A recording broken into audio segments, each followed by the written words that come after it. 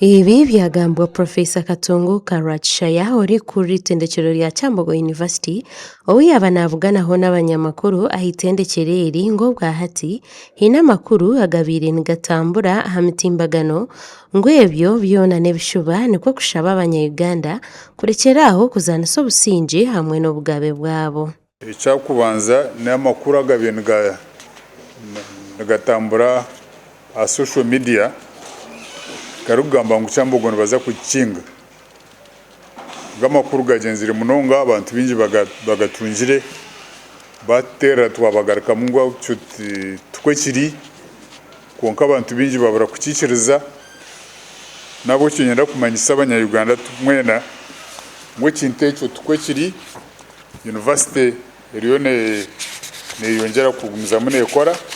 Profesa yayongera yasima government ahabwo kubikiriza ikabaha sente zo kutondaho ba profesa bari kwingana abana nabo hanyuma yo kuhebwa bazabasare kuza kushoma ko muringo gumwe go kutungura ibyo bwegese mu itendekyereri. Promotikira abantu bashatu full professors zo mu university batanu ije namba ninke munonga ne shwaza na tushime kuba no jigamba wivin konka it shows some progress. Kandi associate professor to promote nyiri munana ati associate professor zo mu university burenka 22. Profesa Katunguka nashobora n'inshonga yabeji abari kugira ngo university ji ne hamashomo gatariyo ngo nebishuba bitunguhi nebishobyo ebyabireho kandi bakabashobora ngo bitu nebendeza ebyabo.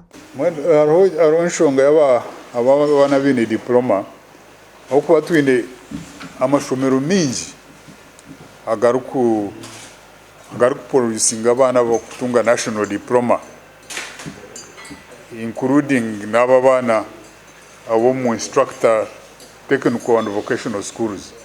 Yagira ngo nibijagambaho na National Council of Higher Education kubikiriza kureba kanguza university zindi zabayambaho mu kushomesa abeji babo aha kugira ngo tubine byetago birukomara.